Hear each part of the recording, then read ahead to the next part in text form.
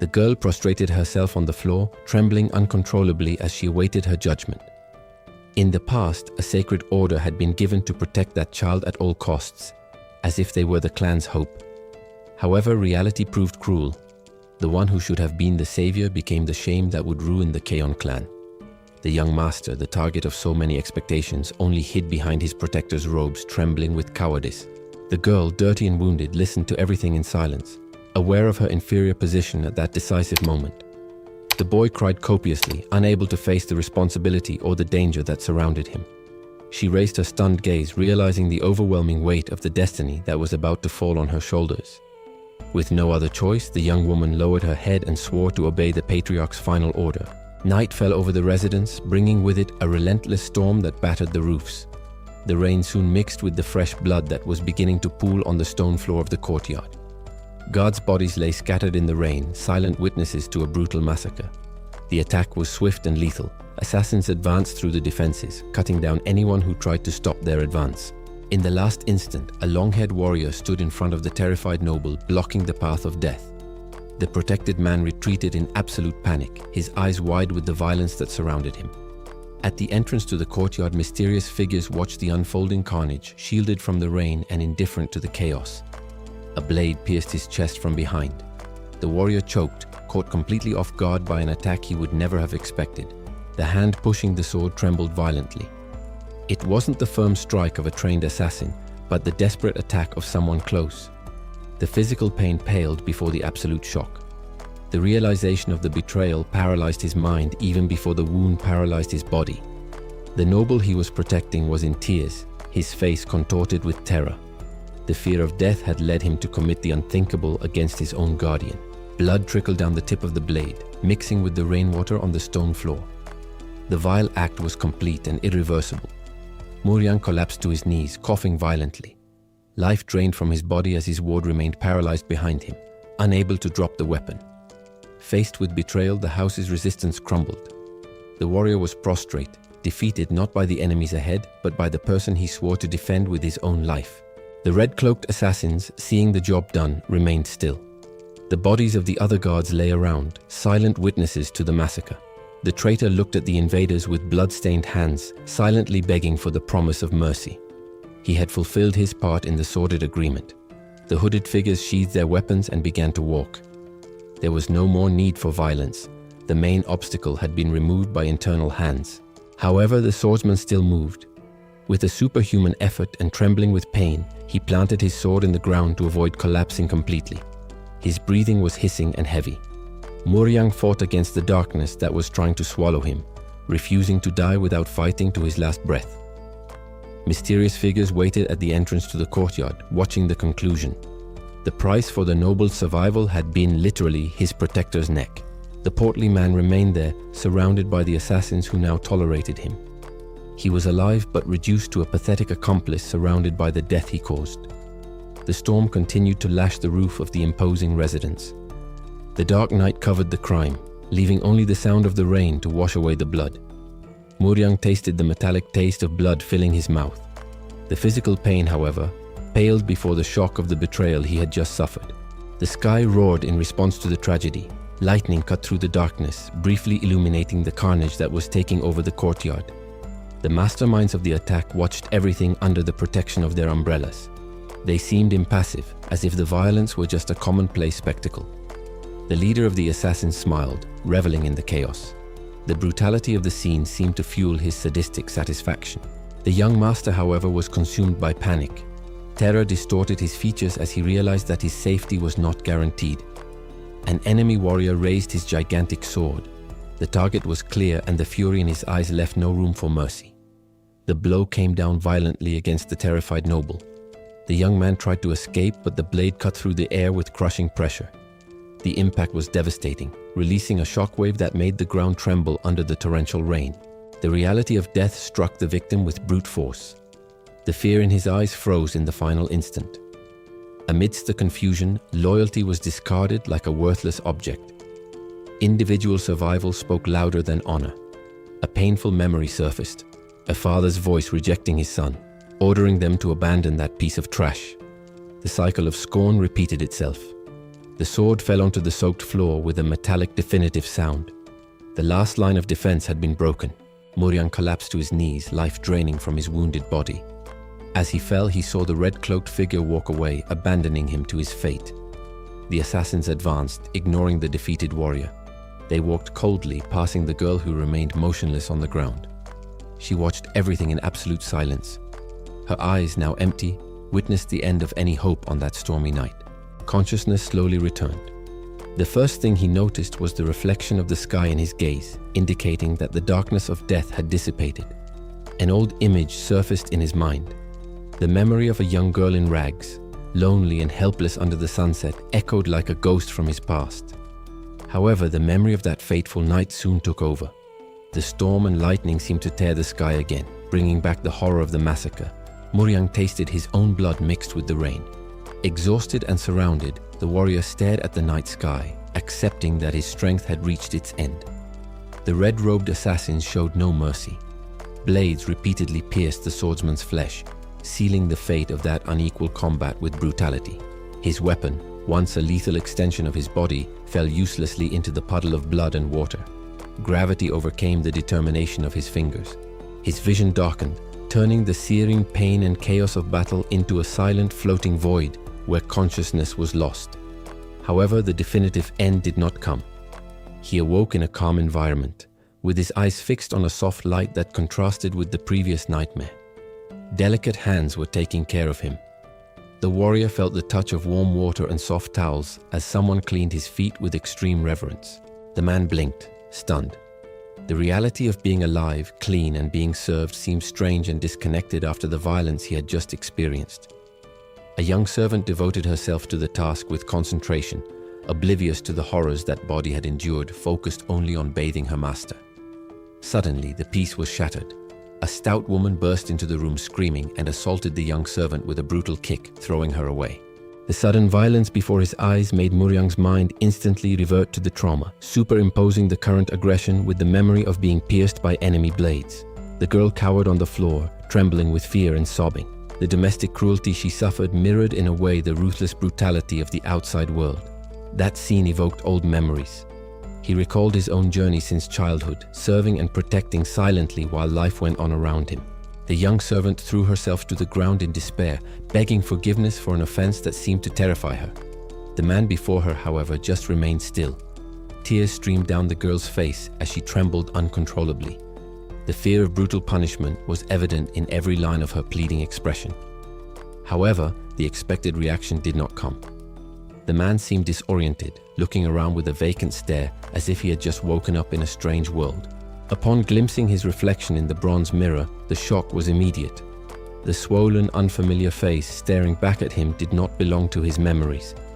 He sat up in bed, stunned, observing his own body with strangeness. The reality of that new physical form weighed on his mind as much as on the mattress. A heavy silence filled the room. He delved into deep thoughts, trying to process the impossibility of his current situation. The maid remained prostrate, not daring to move.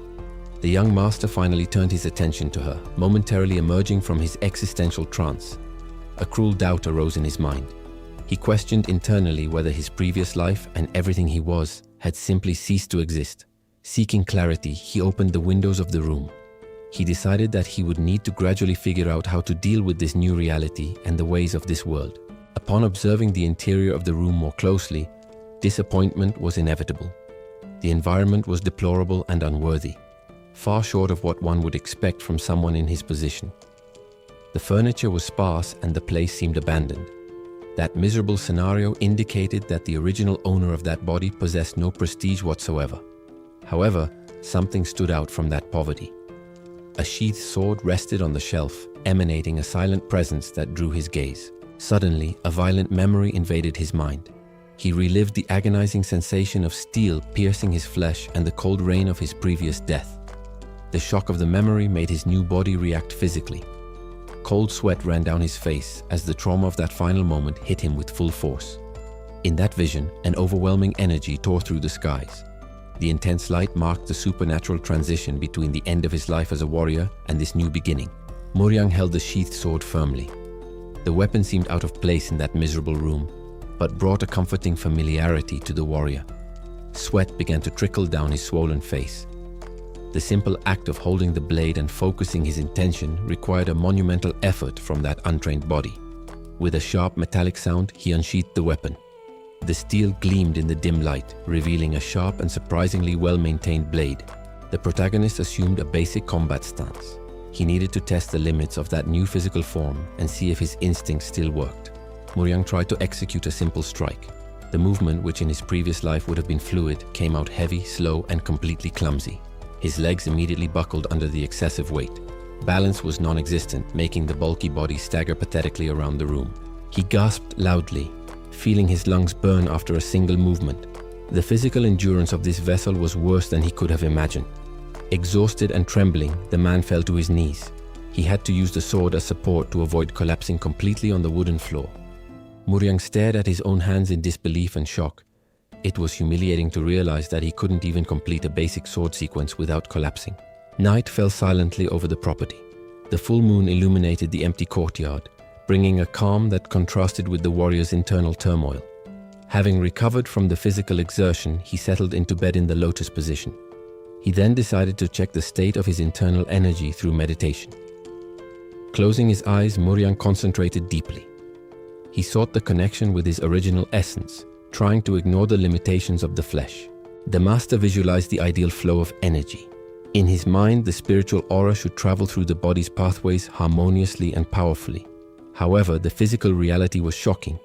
A chaotic and painful energy emanated from his abdomen, causing visible discomfort in his expression. Upon inspecting his interior, he realized the catastrophe. The meridians and dantian were in total conflict, severely damaged and blocking any flow of power. Muryang felt the weight of reality crush him. This body was not only weak, it was a monumental obstacle to any martial ambition he still harbored. Around him, the other disciples moved with enviable synchronicity.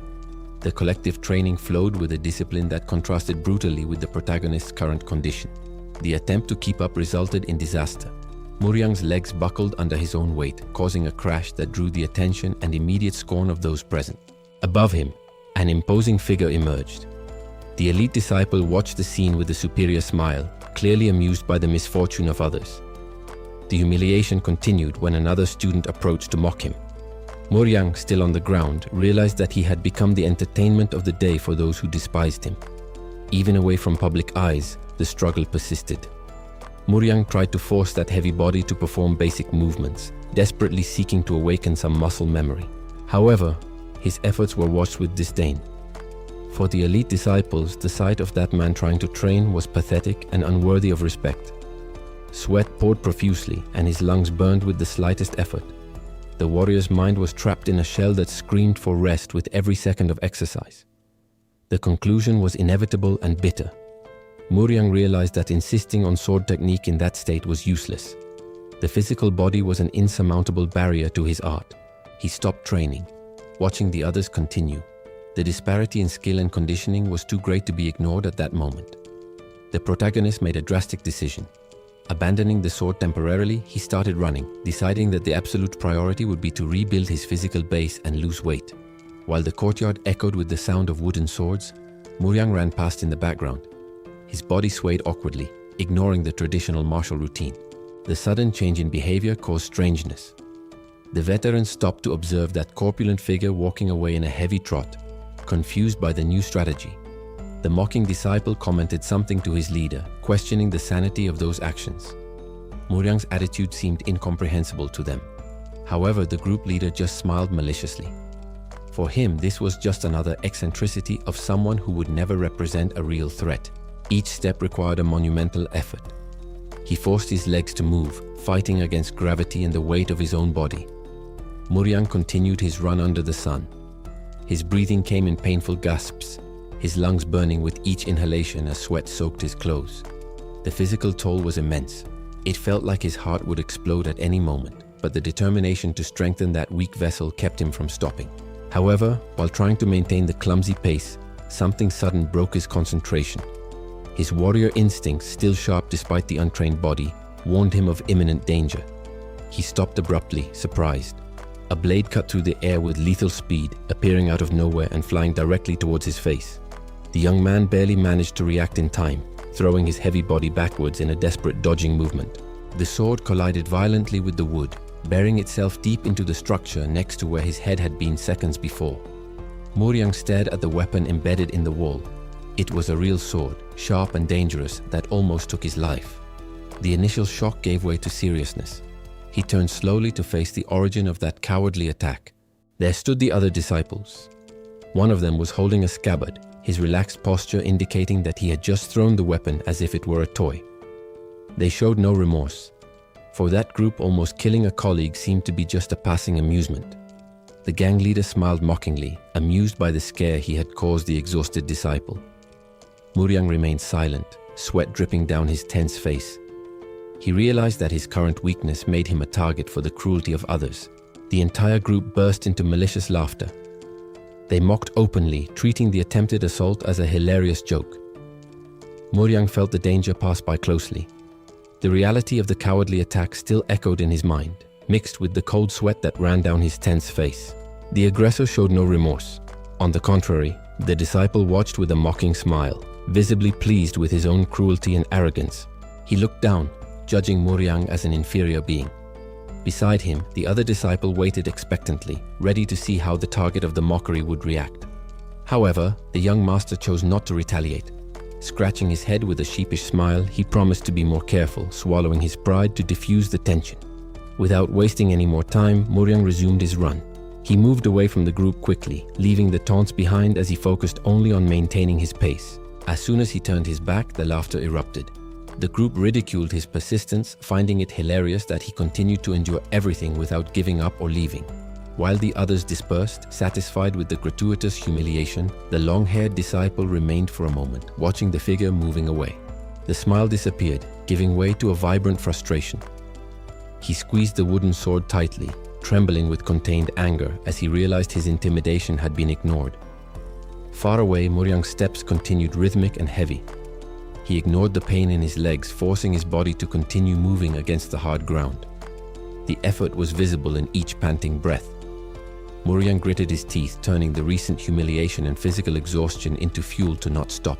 His mind, however, focused on a silent refuge. The interior of the library, bathed in an ethereal light, represented the knowledge he sought to achieve. The young man maintained his determination, running with the full weight of his body. Nothing seemed capable of diverting his focus as he advanced through the courtyard. The sky began to change color over the curved roofs. The imposing architecture of the building stood out on the horizon, marking the end of that long physical journey. He finally stopped before the imposing sign. There stood the Celestial Dragon Library, the place that held the secrets he needed to unravel. Despite the extreme fatigue and the sweat covering his face, a smile of triumph appeared. Muryang had reached his destination, proving his resilience to himself. The guard watched him with a stern and unwavering gaze. The expression on the man's face made it clear that there would be no exceptions. The sentry blocked the passage with absolute authority. The rigid posture indicated that any attempt to insist would be useless. Muryang felt the impact of the refusal. Cold sweat dripped as the shock mixed with the physical exhaustion of his run. Before the imposing structure, hope crumbled. Access to the library was denied, leaving him small and powerless before the closed gates. The young man's body finally gave way to the extreme effort. His legs trembled violently, unable to support his weight any longer. Back in his quarters, he collapsed onto the bed. The physical relief was immediate, letting out a heavy sigh as he relaxed his muscles. However, the quietness of the room brought dark thoughts. He remained still, staring into the void as loneliness enveloped him. The protagonist reflected on the current situation. Calming his breathing, he began to analyze the life he now inhabited. His eyes narrowed with sudden understanding. He realized that the history of that body carried a painful weight. Muryang concluded that the childhood of the former owner of that body had not been peaceful at all. The memories began to flow. From an early age, the boy had been the target of mockery and isolation. He grew up surrounded by hostility, feeling like a stranger in his own home. He lived as a loner, believing he had no allies. The image of someone struggling desperately in the rain echoed in his mind as a reflection of that loneliness. Frustration tightened his chest, causing him to dig his fingers into the fabric of his clothes tightly. The pain of those memories was still vivid. A mixture of anger and sadness took over his expression. The injustice of the past seemed to suffocate him at that moment. The young man struggled to contain the emotion that arose. He sniffled, trying to prevent tears from betraying his feelings. Muryang observed the delivery box in front of him. The smell emanating from it immediately sparked his interest. Upon opening the container, he came across rich and greasy dishes. It was the type of heavy food that explained the physical condition of that body. The young man wasted no time and began to eat voraciously. While eating, he internally questioned the logic behind that unregulated diet. Night fell over the Cheon clan residence, bringing a brief period of silence and rest under the moonlight. However, the tranquility did not last long. As soon as the day dawned, the sounds of physical exertion echoed through the courtyard. Muryang began a morning exercise routine. He moved his heavy body with determination, trying to regain some conditioning. His breathing soon became irregular and labored. The effort required was immense for his untrained lungs. He interrupted the movements, feeling the muscle pains arise. The body protested intensely against that sudden activity. While catching his breath, Muryang noticed someone approaching. A young woman walked through the courtyard, passing near where he was training. She carried a bundle of fabrics with a dignified posture, keeping her gaze focused on her destination. The young master tried to casually get her attention. However, the girl seemed determined to go her way without interruption. She walked right past him, ignoring his presence with an almost palpable coldness. Muryang just watched her walk away. Suddenly, the young woman's expression changed.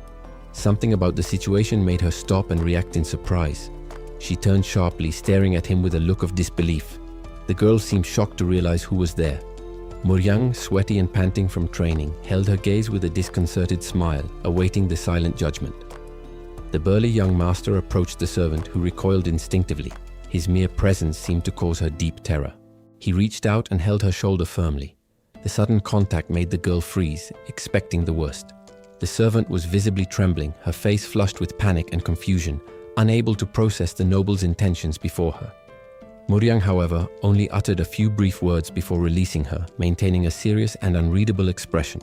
He walked away with heavy steps towards the main courtyard. The girl remained still, watching him leave in disbelief. Bringing her hands to her chest, she tried to calm her racing heart.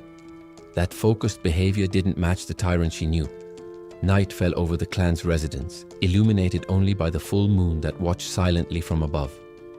The silence, however, was broken by the rhythmic sound of footsteps and heavy breathing. Muryang continued his run, pushing his body to the limit under the moonlight. Sweat poured profusely down his skin, and the excessive weight made every movement an agonizing torture for his joints. His lungs burned, gasping for air. His breath came in desperate gasps, betraying his complete lack of physical conditioning. His vision began to darken and his eyes rolled back. He was on the verge of total collapse, but his mind refused to accept defeat. The dry sound of wood cutting through the air echoed. He had traded running for swordsmanship, ignoring the pain in his muscles. With a cry of pure effort, Muryang channeled all his frustration into a final blow, defying his own exhaustion. Meanwhile, elsewhere, a young warrior held a wooden sword under the furious and demanding gaze of an instructor. Her face showed extreme fatigue and intense focus. She mentally counted the repetitions, determined to fulfill the imposed punishment. The young warrior maintained her stance before the training dummy. Each movement was executed with silent and focused dedication. Her memories, however, wandered to simpler times. She recalled the innocence of the young master, always eager and cheerful when seeking his father's attention. Back in the grim reality, the girl held the sword firmly. The weight of the weapon seemed to reflect the weight of her obligations. She reflected on the immense gratitude she felt for the patriarch. He had taken in a nameless orphan, and wielding the sword was the only way she found to repay that life debt. Meanwhile, Muryang was waging his own battle against his physical limits. Sweat poured and air was scarce, but he gritted his teeth, refusing to stop. He continued his nightly run, ignoring the protest of his heavy body. Determination propelled him step after step through the empty courtyard. The servant watched everything, hidden behind a circular passage. She witnessed the exact moment when his balance failed due to extreme exhaustion. Worry took over her expression. Seeing that desperate effort and the visible suffering awakened a deep apprehension in her. His body finally gave way, collapsing on the stone floor. The sudden impact made the observer recoil, shocked by the brutality of the self-imposed training. However, he did not accept defeat. Leaning precariously on the weapon rack, Muryang forced his trembling muscles to obey and rose again. The weather turned, and a torrential rain began to fall. Even soaked and fighting against the storm, the young master persisted in his solitary run. His unusual routine ended up attracting the attention of the other clan disciples. They gathered, watching the spectacle with looks of judgment and disdain. For some, the effort of others was just a reason for cruel entertainment. They laughed and exchanged coins, betting against the young master's success. The sudden change in attitude deeply irritated one of the observers. He angrily questioned the reason for this sudden display of effort. Oblivious to the criticism and mockery echoing behind him, Muryang moved forward. He ran into the rain, isolating himself in his own world of self-improvement. The disciples openly discussed the future of the clan. They believed that even if the useless one took over the leadership, he would never have real power over them. Ryung agreed with his companion's cynical assessment. The group showed a total lack of respect for the hierarchy, confident that the young master posed no threat. Laughter echoed as they mocked the heir's authority. For those men, the idea of suffering any consequences at his hands was laughable. One of them boasted about having profited again at the young master's expense. However, Raewun's silence contrasted with the other's greedy joy. Nung Raewun's expression hardened. The whole situation, the heir's persistence, and the trivial bets began to cause him deep irritation. Oblivious to the comments, Muryang continued his run in the rain. The young master ignored the discomfort, focused only on keeping his body moving. The physical exertion was brutal, demanding every drop of his stamina. Suddenly, something in the young man's posture or determination caught the observer's attention. Muryang clenched his fists, fighting against exhaustion. In the background, Raewun watched that stubbornness with a critical eye, analyzing the dedication of the one everyone despised. With a final gesture of disdain, the disciple spat on the ground. He decided it wasn't worth continuing to watch that depressing spectacle. Raewun turned his back and walked away, leaving the courtyard. However, his departure gave way to a new presence that silently watched the scene. The young servant stood there holding clean clothes. She waited patiently, witnessing the solitary training without interrupting. Her gaze fixed on the young master with seriousness. Unlike the mocking disciples, she seemed to understand the gravity and weight of that effort. The rain continued to fall on the leaves in the garden. The surrounding environment remained serene, indifferent to the internal struggle taking place in the training yard. In the weapon rack, the wooden swords awaited. They were aligned, ready for the next stage of that exhausting routine. A firm hand reached out and grabbed the hilt of one of the swords. The run was over. It was time to test his will through the blade. The young master raised the sword, focused. Despite the fatigue, he maintained a firm posture, determined to master the weapon. He struck a blow in the air. The movement was heavy, but it carried a serious intention that didn't exist in his training before. A discreet smile appeared on his face. For the first time, he felt he was progressing, finding a strange satisfaction in the physical exertion. He retreated to the starting position. The young man tried to memorize the feeling of the correct movement, seeking to ignore the world around him. However, his concentration was tested. Another disciple passed by him with a mocking smile, clearly belittling that sudden effort. The newcomer joined a nearby group. The atmosphere in the courtyard changed instantly, and the murmurs indicated that the mockery would give way to something worse. Suddenly, a sharp scream broke the tranquility of the place. It wasn't a sound of training, but of pure despair. The young master froze immediately. Surprise took over his expression as he recognized the gravity of that commotion. The long-haired disciple had grabbed the servant by her clothes. The aggression was physical and direct, intimidating someone much weaker. The aggressor's face twisted in manic fury. He seemed out of control, shouting threats against the defenseless girl. The young woman, however, refused to accept the abuse in silence. Even terrified and immobilized, she protested against the unjust violence. The protagonist lowered his head, his body trembling with tension. While the others laughed at the cruel situation, a silent fury began to grow inside him. The pressure increased to the limit. Something snapped in his mind, and the habitual passivity gave way to an uncontrollable rage. The image of the girl being humiliated burned in his vision. He knew he could no longer ignore the injustice that was happening in front of him. His hand squeezed the hilt of the sword with crushing force. The time to just watch was over. He decided to intervene. The cruel disciple didn't hesitate, brandishing his weapon with lethal intent. He declared that the blade was ready to wound, ignoring any clan code of conduct by threatening someone inferior. The blow was struck without mercy, hitting the young servant violently and knocking her down. Muryang, who was watching the scene, felt the shock run through his body as he witnessed such brutality against someone defenseless. The aggressor completed his movement with arrogance, spinning his body with contempt. He showed no remorse for hurting the girl, maintaining his aggressive posture in the courtyard. However, before the disciple could continue, a barrier arose. Muryang stood firmly between the tormentor and the victim, pointing his wooden sword with unprecedented courage to protect the servant. The disciple stopped short, caught completely off guard. The sudden intervention of the one he considered a useless coward caused him genuine astonishment, making him hesitate and sweat cold. Muryang's expression transformed completely. There was no longer the evasive look from before. His eyes now burned with an intense seriousness and a contained fury focused on the opponent. His hand squeezed the hilt of the training sword with crushing force, highlighting the veins in his arm. The muscular tension revealed that the young master wasn't there to play but ready for combat. Faced with that unwavering posture, the aggressor took a step back, faltering. The disciple's confidence was shaken by the threatening and unexpected aura that suddenly emanated from the stout noble.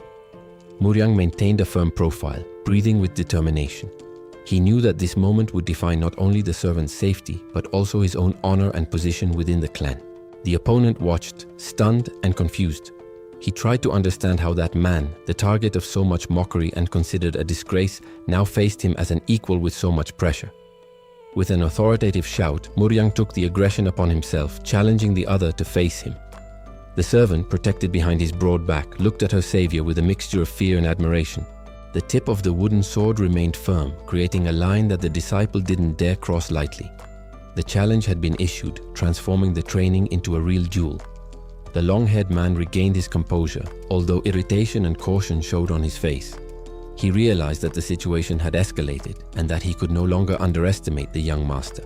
The two warriors studied each other from a distance in the courtyard. The atmosphere weighed heavily, charged with the tension of a dangerous impasse where any false move could result in serious injury. Muryang didn't back down an inch. With his face contorted by the effort and the will to protect his own, he channeled all his energy, ready to respond to any attack. The maid gasped, paralyzed by the sudden interruption. The tension in the air shifted instantly, freezing the moment of impending violence. Muryang violently thrust his weapon into the ground. He knew the past month of trials had led him to this exact moment. He needed to stop it now. The girl stared in disbelief at her protector's back. The sudden courage of the one who always ran seemed unreal to her eyes. The wood penetrated the hard ground, cracking the earth. This wasn't just an empty gesture. There was a real and dangerous inner strength behind the blow. The young master gripped the hilt with crushing force, trembling from the effort of containing his emotions. He was determined not to back down no matter the cost.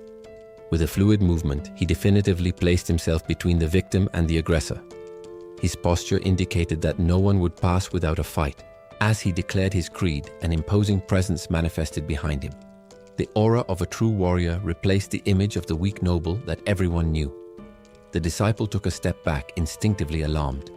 The pressure emanating from that underestimated opponent made his warning instincts flare. Muryang kept his guard up, transforming into a human shield. The maid, still behind him, watched the scene with a mixture of fear and hope. The aggressor quickly calculated his options and justified the confrontation. He concluded that if he won that duel, any disciplinary problems would disappear. The young master assumed a central stance, holding the sword with absolute firmness. The dust around him seemed to react to the energy he was gathering. His eyes narrowed, focused entirely on the enemy. All his concentration converged on the tip of the wooden blade, preparing the attack. The disciple felt an involuntary tremor run through his body. Genuine fear began to infiltrate his mind as he faced that piercing gaze. Muryang's face twisted into an expression of fury and extreme effort. He was about to unleash all the strength he had kept for so long. The opponent gritted his teeth, sweating cold in the face of the real threat. He realized that this fight would not be the easy massacre he had imagined. The young master launched into the attack with sudden ferocity. He left no room for doubt, charging with the full weight of his body to surprise his opponent. His blow cut through the air horizontally. The speed was so great that it forced the opponent to react by pure instinct to avoid being hit squarely. The long-haired disciple, however, regained his offensive posture. With a wicked smile, he raised his blade, ready to crush the young man's resistance with a brutal attack. The protagonist did not back down. He crossed his weapon defensively, intercepting the trajectory of the deadly blow with calculated precision and eyes fixed on the danger. The impact was explosive. The collision between the forces generated a violent shockwave, scattering sparks and testing the stability of both combatants. The defense was impenetrable. The force of the block repelled the aggressor's sword, throwing it into the air and spinning it against the clear sky. The disarmed blade plunged violently into the courtyard floor. The disciple remained static, unable to understand how he had lost his weapon so easily. Terror replaced arrogance in his expression. Beads of cold sweat ran down his face as he realized he was completely defenseless against the counterattack. A fine line of blood appeared on his neck. The young master's weapon was already there, pressing against his vital skin with a silent and lethal threat. The protagonist's gaze remained unwavering. He maintained the pressure of the blade, demonstrating that he had absolute control over the opponent's life and death. Although sweating from the physical exertion, his posture was firm. The young master dominated the situation, silencing any doubts about his combat ability. Humiliated and without options, the aggressor collapsed. His knees buckled to the ground, resistance drained from his body in the face of total defeat. A heavy silence fell over the courtyard. The other disciples watched in shock, unable to believe that the young master was standing victorious over the kneeling warrior. However, the victory came at an immediate cost. Blood flowed profusely from the young man's hand, revealing that the impact had injured his skin as he held the weapon so tightly. He panted, feeling the throbbing pain in his palm. Despite the exhaustion and the injury, his gaze remained focused, aware that he had proven his worth. The defeated disciple remained kneeling, with his head bowed. The energy of the combat dissipated around him, leaving only the crushing weight of public humiliation. The reality of defeat quickly set in. Trembling with frustration, the man gritted his teeth as he stared at the ground, with his scabbard lying uselessly beside him as a symbol of his failure. Ignoring the shock of the spectators, the young master picked up his blade and began to walk away. The maid followed him immediately, recognizing the authority of the one who, until recently, was a source of mockery. The loser, still stunned, looked up in disbelief. He extended a trembling hand towards the back of the one who defeated him, trying to understand the sudden disparity in power. However, his fingers only grasped empty air. The distance between him and the noble seemed to have become insurmountable, leaving him only to watch his opponent leave. The young master and his companion continued their way towards the main residence. Behind them, the courtyard remained silent, with the other disciples paralyzed by the unexpected turn in the clan's hierarchy. Upon arriving at the private quarters, they found the entrance open. Sunlight bathed the interior, offering a refuge away from the curious and judgmental eyes outside. The noble crossed the threshold of the door with firm steps. He left behind the chaos of the courtyard, seeking the safety and privacy of his own domain. Once inside, the tension of the moment finally hit him. The young master gripped his sword tightly, sweat running down his face as the adrenaline from the confrontation began to subside. Suddenly, the maid collapsed to the ground before him. Overcome with emotion and gratitude, she prostrated herself in a deep bow, unable to contain her feelings after seeing her master defend her. She hid her face in the sleeves of her outfit, sobbing openly. Loyalty and relief mingled in her tears, creating a scene of absolute devotion at her protector's feet. The young master in turn felt disconcerted by such a display. Scratching his cheek with the hand holding the weapon, he realized there were no simple words to explain his actions or calm her crying. His silence caused the girl to suddenly lift her head.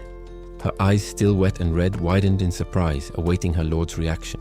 He then straightened up, assuming a dignified and welcoming posture. The nobleman decided that his strength and protection would be dedicated exclusively to those who demonstrated loyalty and true affection for him. A gentle and confident smile lit up his face.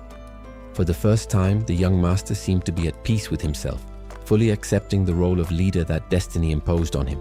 The young servant stopped, her eyes suddenly lost in a distant vision. Something in the present moment awakened a vivid memory of more innocent times. In her memories, it was an illuminated festival night. The young master, still a chubby child, walked proudly holding a lantern, guiding the way for her. The light shone softly through the lantern paper. At that time, the boy's desire was simple and absolute: to protect everyone around him. The little noble smiled confidently, making a positive gesture to his friend. He believed, with all the purity of childhood, that he would be able to fulfill that promise. However, reality soon imposed itself on the memory. The sound of rain hitting the cold ground brought consciousness back to the present and cruel moment. The girl couldn't contain her emotion when comparing the past with the present. Tears flowed freely as she wiped her face, feeling the weight of the situation. But something had changed. The young master, who always trembled with fear, now stood before her, wielding a sword to protect her. The terror was still visible in his wide eyes. However, a new determination burned there, struggling to overcome the instinct to flee. The servant watched him, confused by this unprecedented posture. The boy held the blade, trembling but resolute, surprising the only person who knew his cowardice. He tightened his grip on the hilt. The clan heir decided that, for the first time, he would not back down from the imminent threat. Heavy and authoritative footsteps echoed through the stone courtyard. The sound announced the arrival of someone who would not tolerate insubordination. An imposing figure emerged from the diffused light. The man walked with absolute certainty of his power, approaching the two young people. Upon noticing the boy's attitude, the newcomer's expression contorted. He seemed incredulous and furious upon hearing those words of defiance. The young master, ignoring the fear, assumed a formal combat stance. He raised his sword in a respectful greeting, preparing for the confrontation. In that instant, his silhouette merged with that of his mentor. The boy was channeling the strength and posture of Muryang, the warrior he trusted most. The patriarch stopped, caught completely off guard. The sight before him contradicted everything he expected from that tense encounter. The young master, however, did not look away. There was an unprecedented seriousness on his face, replacing the habitual fear with an iron determination. He raised the sheathed weapon in an impeccable martial salute. That formal gesture carried a solemn weight of respect and defiance. Upon recognizing the stance, the leader's eyes widened in shock. It awakened a sudden and visceral memory in his mind. The image of an ancient duel invaded his thoughts. The technique displayed by the boy perfectly mirrored the movements of a confrontation from the past. The older man remained still, watching his son in a fighting stance. The courtyard fell completely silent in the face of the tension between the two generations. He stroked his beard, processing the audacity of that act. Irritation and curiosity duelled in his thoughts as he assessed the boy. The young master felt cold sweat run down his temple. Maintaining the posture required immense physical effort, but he refused to give in to fatigue. His breathing became heavy and controlled. He knew that this moment would define his destiny and his honor within the clan. The patriarch narrowed his eyes, looking for any flaw in his son's resolution.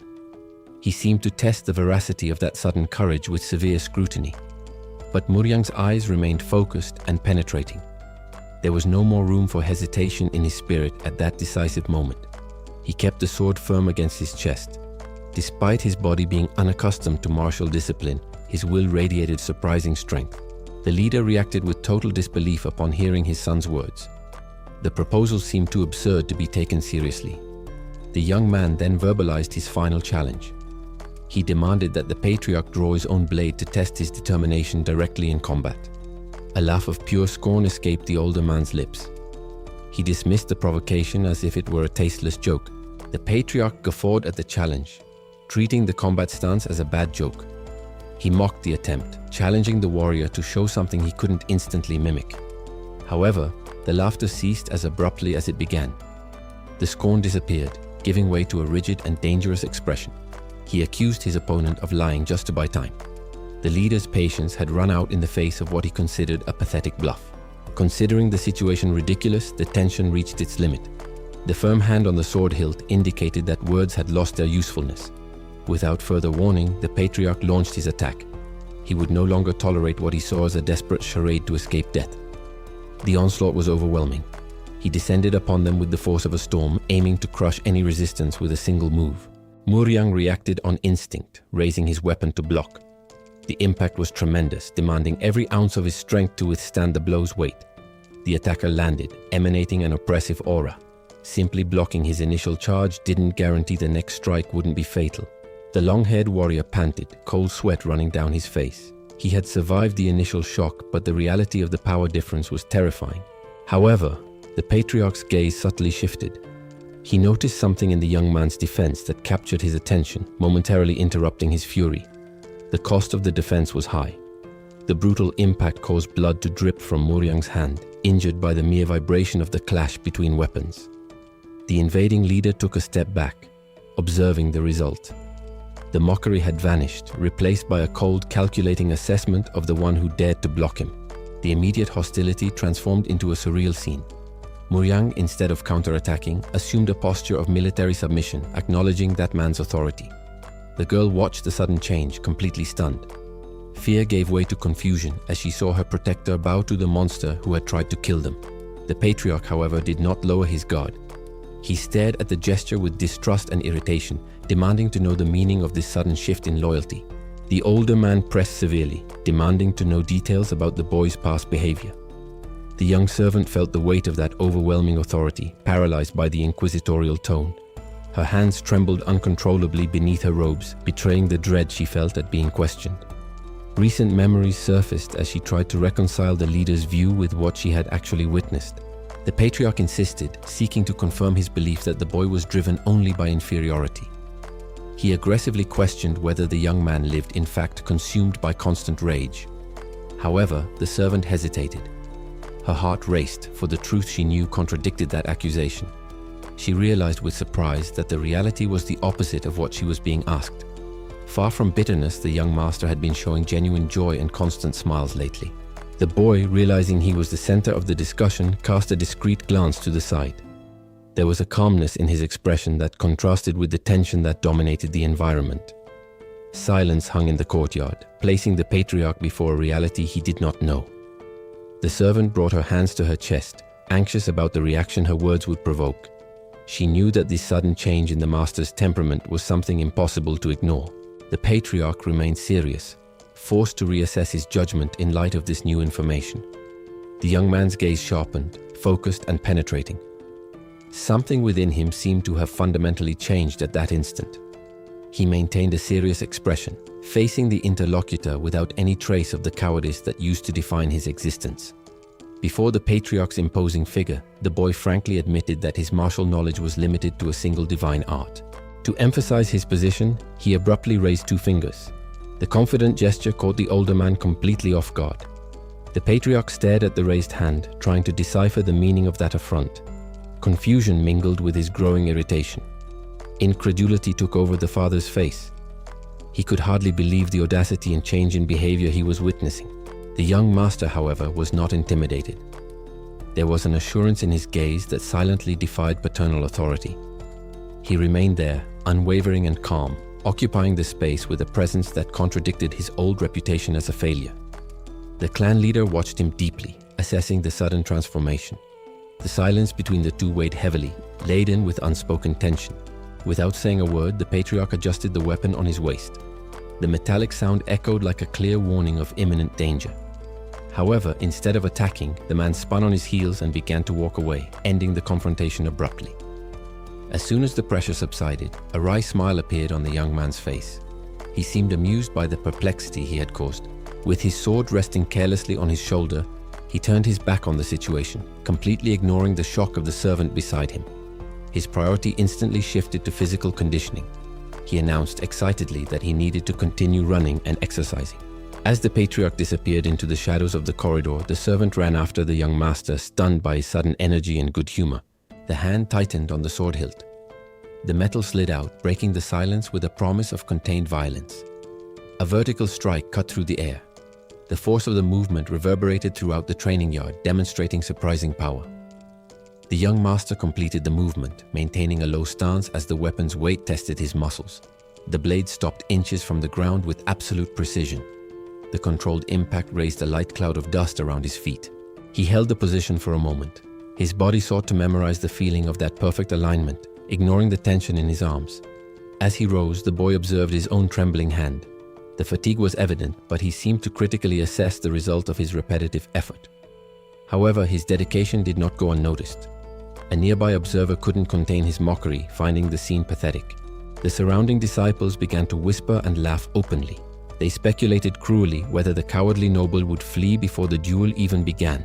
The group mocked the simplicity of his training. To them, seeing someone practice only the same vertical cut repeatedly was the height of incompetence. The protagonist heard the malicious comments. His concentration was momentarily broken by the noise of others' disapproval, but he remained silent.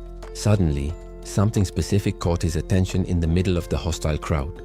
His eyes narrowed, focusing on a detail that stood out. There was someone sitting comfortably amidst the laughter.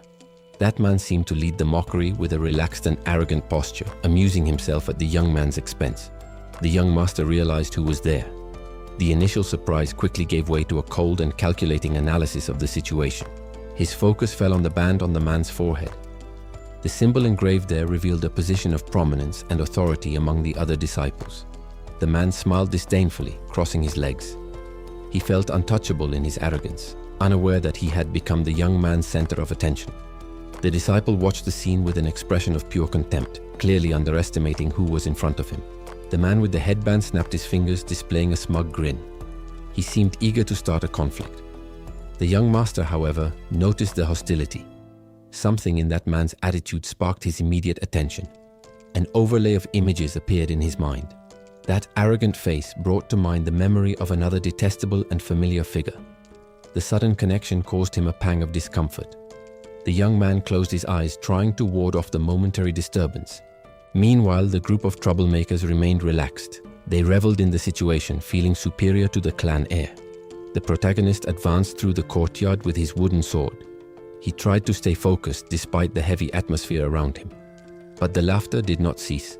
The mockery of the other disciples echoed loudly, openly mocking his efforts. The anger began to overflow. He gritted his teeth, fighting internally to contain the fury in the face of such humiliation. The commotion drew glances from all over the training field. The courtyard, once focused on exercises, now seethed with growing tension. The murmurs spread like wildfire among those present. Everyone commented on and judged the scene that unfolded. Skepticism was evident in their voices. They openly questioned whether someone like him could really change his attitude so quickly. Suddenly, an angry shout cut through the air. The man's expression twisted as he yelled with all his might. He turned to the main structure, his voice echoing through the clan walls and drawing the attention of the authorities. Inside the hall, the patriarch maintained a stern expression. He demanded to know the names of those involved, his patience clearly exhausted. The disciple with the headband stepped to the front of the crowd, raising his voice to ensure his provocations were heard by everyone in the courtyard. With an arrogant smile, he brandished his training weapon, turning what should be discipline into a spectacle of pure vanity. The uproar soon attracted the attention of superiors. Shouts of order echoed from the terrace, trying to contain the disorder that was taking hold among the students. The young master remained static amidst the confusion. He just watched, silently absorbing the weight of that tense moment. The crowd wasted no time in joining the mockery. Disciples pointed and whispered, joining together to ridicule the situation openly. A smile of pure disdain curved the lips of one of the observers, demonstrating the deep contempt they felt for the target of the jokes. The courtyard was filled with cruel laughter. The group enjoyed themselves without restraint, reveling in the public humiliation of others. The instigator of the confusion could barely contain his satisfaction.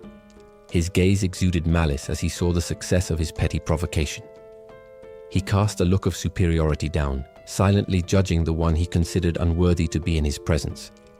However, the fun was not shared by all. From the top of the balcony, the patriarch watched the scene with a stern and indecipherable expression.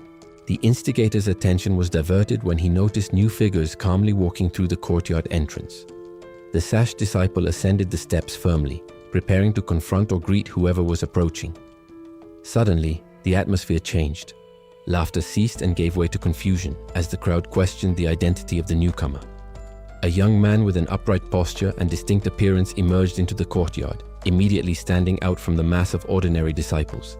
His presence exuded a quiet confidence. He faced the hostile environment with a slight smile, as if the surrounding tension didn't affect him in the slightest. The crowd could hardly believe what they were seeing. The one who was once a source of shame had returned unrecognizable, his physical transformation generating a chorus of incredulous whispers throughout the courtyard. The opponent, however, watched with pure disdain. To him, this sudden confidence was just arrogance from someone who had barely held a sword for a month. Ignoring the hostility, the young master maintained his composure. He offered a respectful greeting to his superiors, demonstrating that his discipline went beyond physical strength. From the balcony, the commander observed the gesture with seriousness. He seemed to be evaluating whether this change was genuine or just a temporary facade. The young man wielded his wooden sword with a slight smile.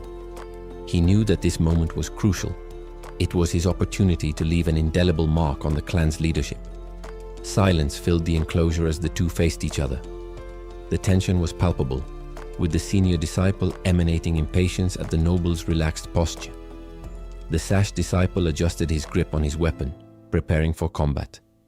His body language denoted an intention to quickly humiliate his opponent. However, for a split second, the disciple's gaze shifted. There was something calculating in his expression, as if seeking approval or checking something outside the fight. The elders remained motionless in their seats.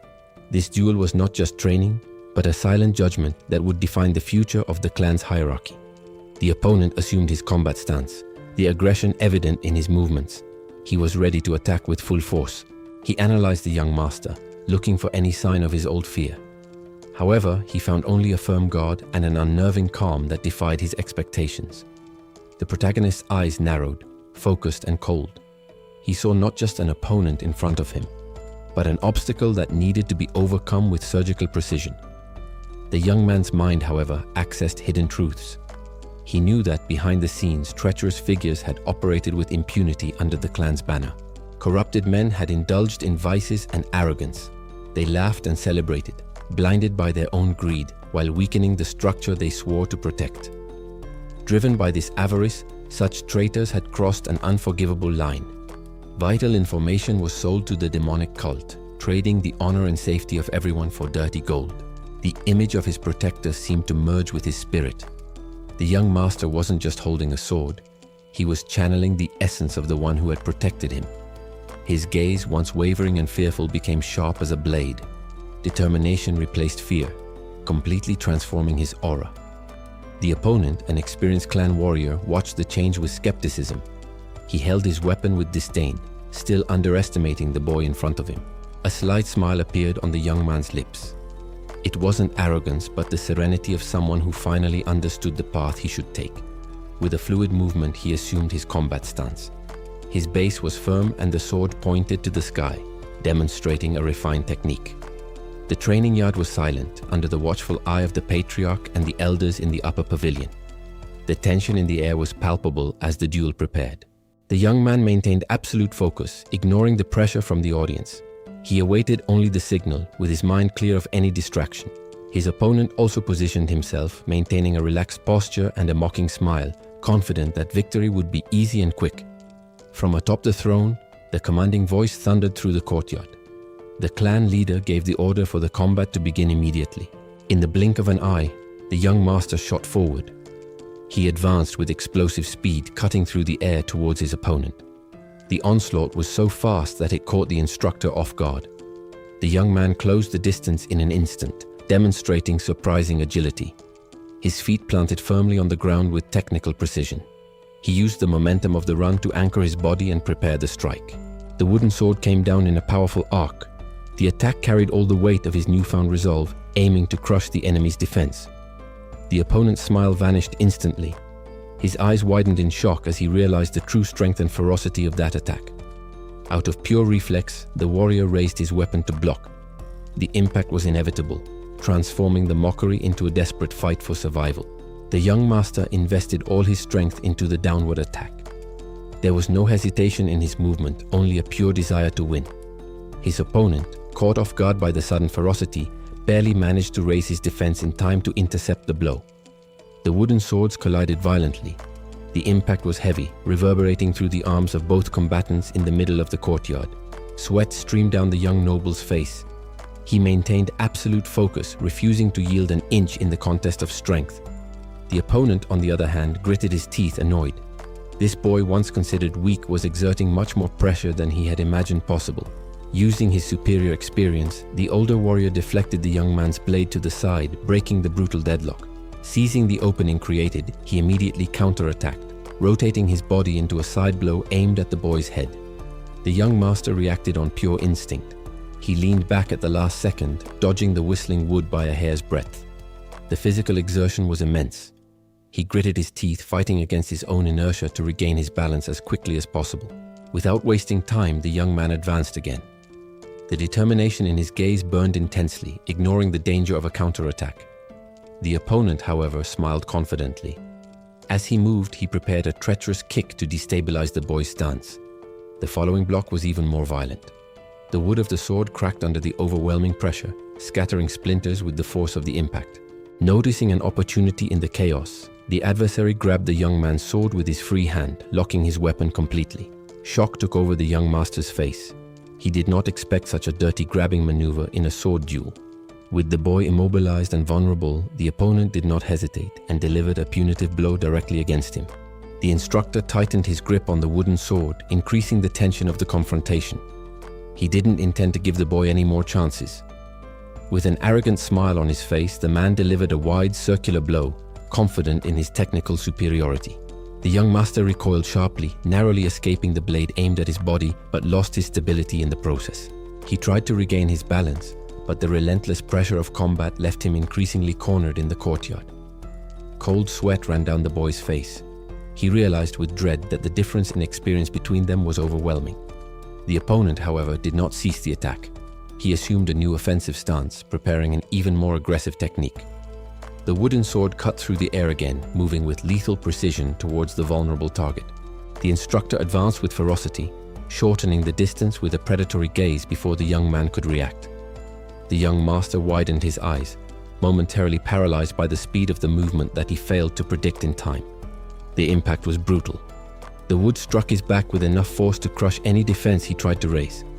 A cry of agony escaped his lips as pain exploded in his body, clouding his vision. The attacker watched the result of his blow with a cruelly satisfied smile, showing no mercy for the student. The young master's legs gave way. He collapsed to his knees on the ground, seemingly defeated by the brute force of the impact. The victor turned to the observers on the balcony, seeking silent approval from the clan leaders for his demonstration of strength. However, on the ground, a hand clenched with a trembling force. The humiliation and pain had not yet completely broken his spirit. The instructor raised his fist, celebrating what appeared to be an easy and indisputable victory. He was convinced of his physical superiority. A mocking smile appeared on his face. The man savored the humiliation he inflicted on the young master before everyone. He kept his gaze fixed downwards, expecting to see total despair and surrender in his victim's eyes. Around the courtyard, the rows of disciples watched motionless, the heavy silence only amplifying the tension of the one-sided slaughter. The opponent blinked, suddenly confused. The expected reaction of crying or pleading from the boy did not come. To demonstrate his absolute dominance, he stepped firmly next to the boy's head, cornering him against the stone floor. The warrior loomed over the young man, his relaxed and arrogant posture indicating that he no longer saw any threat coming from there. The protagonist, however, raised his face. There was an expression of defiance where there should only be submission. Although his body was at its limit and saliva dripped uncontrollably from the pain, his eyes remained open and calculating. The young master's gaze fixed intensely on a specific point on the ground, completely ignoring the provocation above him. A sudden realization struck the boy. He noticed something near his hand that could change the course of that confrontation. A shattered piece of the wooden sword lay there, transforming from trash into a dangerous opportunity. Murderous intent flashed in the young man's eyes. The instructor, sensing the sudden change in the atmosphere, frowned. With a dry and violent crack, the wood broke, shattering the silence of the courtyard. The young master gripped the improvised weapon firmly, preparing to deliver a decisive and unexpected blow. The young master saw the opening through the splinters of wood. In that instant, fear gave way to a primal instinct for survival. He channeled all his despair into a single movement. The blow came down vertically, cutting through the air with a violence he didn't know he possessed. The wood met its target with a dry, brutal sound. The impact was direct to the head, catching the instructor completely off guard. The force of the attack was so great that it threw the opponent backward. The instructor's body collided against the stone floor, raising dust in the courtyard. Silence took over the place. The man who had mocked him before now lay motionless, with his gaze lost in the void. The boy remained standing over his defeated opponent.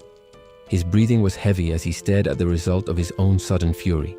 He looked at the weapon in his hand, stunned. The reality of what he had just done began to set in, replacing the adrenaline with shock. The young man raised his face, still processing the situation.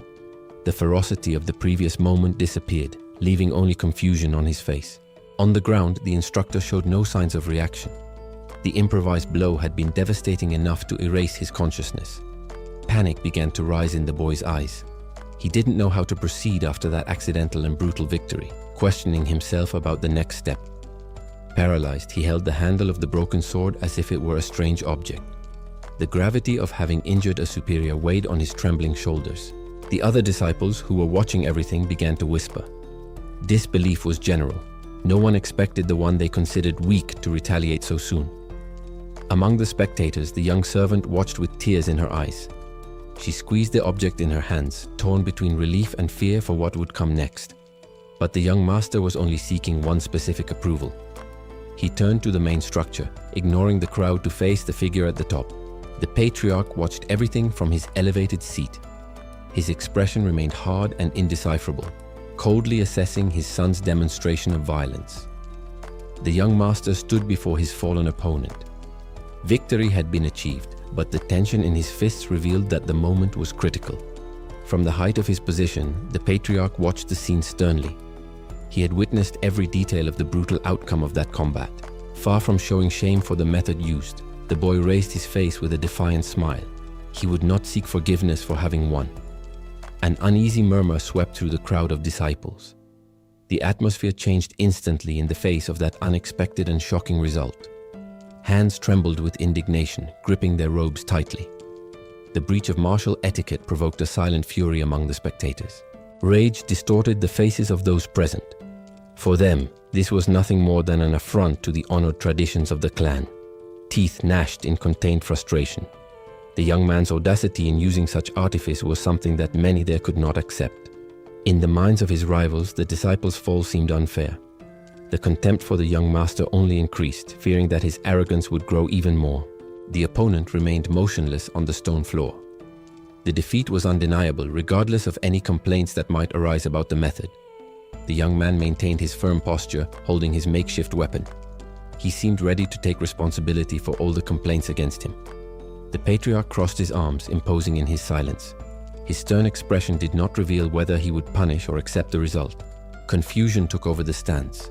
No one could believe that the main disciple had lost in a single move, immediately suspecting cheating. The courtyard became a stage for silent judgment. With his opponent at his feet, the young man awaited the sentence of the only person who mattered. He fixed his gaze on the top of the staircase. There was a determination on his face that defied anyone to question his victory. The clan leader closed his eyes, pondering deeply. The verdict he was about to give would define his son's future. The patriarch took a step forward to announce the verdict. His imposing presence silenced the courtyard as everyone awaited the official decision on the duel. With a firm voice, he declared the winner of the match. The announcement echoed through the enclosure, ending any doubt about the technical result of the combat. However, the clan leader's expression remained stern. His eyes, fixed on his son, did not show pride, but rather a cold and calculating assessment of what he had just witnessed. The young master, far from hiding, shouted for all to hear. He openly admitted his methods, refusing to mask the dirty nature of his victory. This insolent frankness seemed to test the patriarch's patience. The leader frowned, bothered by the boy's audacity in not showing remorse. The young servant watched the scene with visible apprehension. She knew that this defiant behavior could bring serious consequences for the boy before the entire clan. In the stands, the atmosphere was one of silent hostility. The disciples stared at the arena with contempt, refusing to accept that such a dishonorable tactic had triumphed over formal technique. The figure of the defeated opponent remained as a monument to the brutality of the combat. Even injured, he represented the tradition that had just been broken. Muryang remained in the center of the courtyard, isolated under the judging gazes. The wooden sword in his hand seemed to weigh him down, but he stood firm. The young man clenched his fist tightly, containing the trembling and adrenaline. He needed to maintain control to face the collective rejection that surrounded him. He then turned, offering his back to his father and facing the mass of disciples. Alone, he stood before the crowd that despised him. With a final shout, the young master marked his presence. He demanded to be seen and acknowledged there at that moment, regardless of anyone's opinion. Then he bowed deeply in a formal gesture. The proper respect contrasted with the chaotic fight, signaling the official end of the challenge. The bow was low and sustained. Before the endless rows of silent spectators, he maintained the humble posture required by the clan's rules. However, the crowd remained impassive. Crossed arms and averted gazes made it clear that, although he had won the duel, he still hadn't earned anyone's respect. Woo-Young watched the scene with a heavy heart, holding the sword against her chest. The tension in the courtyard made her visibly anxious about the young man's fate. The patriarch, in turn, couldn't hide his astonishment. The audacity of that direct challenge momentarily shook his unwavering stance. The young master remained still, awaiting the verdict.